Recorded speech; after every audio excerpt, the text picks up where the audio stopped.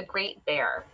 So, for those of you who read Barren Grounds, this is the second book in the series. So, the author's name is David A. Robertson, and he also wrote the kids' picture book When We Were Alone. So, you may know him from that.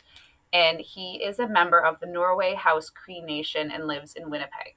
And so, you might see him in social media too. He's done writing contests and stuff for youth. So, he's quite popular in Canada right now, David A. Robertson. And Barren Ground was a big book last year, and you can get copies of it from the Toronto Public Library. You can get it on the virtual library in the app called Destiny Discover, and I'm working to get some copies in our school library too.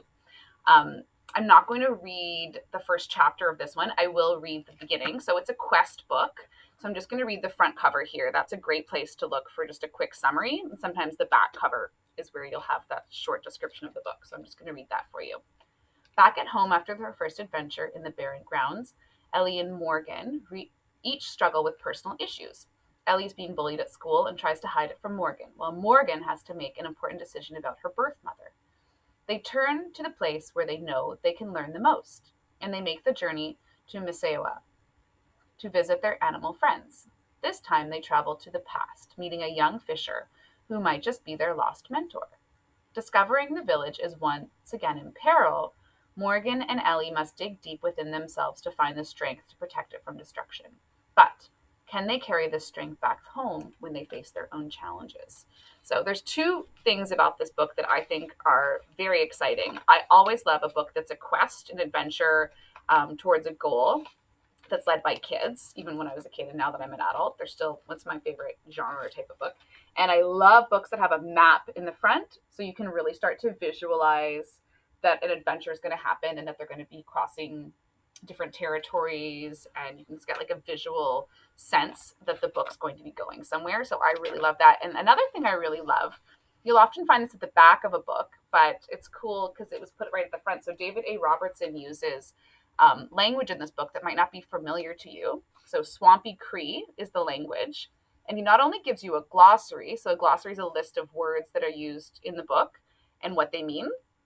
He also gives you a pronunciation guide. So there's a different system here, some accented letters, and it shows how the sounds are pronounced in Swampy Cree. And then it gives you a list of words that are used within the book. So often if a book uses a different language, you might find this at the back. But by putting it at the front, I feel like David A. Robertson's really showing you that this is an important part of the book for you to spend some time sort of looking at that, becoming familiar before you jump into the book. So if you're anything like me, when you come across a new word, it's really tempting to just brush past it and kind of mispronounce it and just go on with your life. And so David A. Robertson, the author, is telling you that he would really appreciate if you spent time sort of looking at those words, getting to know them. So when they come up in the book, you can respect that language and try and at least try and say those words as you're reading in your head correctly, or at least attempt it. And that'll mean something to the author. So this book is going to be a very popular one. So if you see it on the shelf, snag it. But if you can get a hold of Barren Grounds and want to read that one first, it's not too long of a read, and it's really excellent. And it'll help you get to know these characters. And this is a saga, so it's ongoing, and it says book 2. So I'm very excited not only to read this one, but to know that book 3 is probably on its way in not too distant future. So again, this is one of the Silver Birch Fiction Award nominees, and this is just one of 9. So get started now. You have until May to read as many as you can, at least 5 and maybe even 10.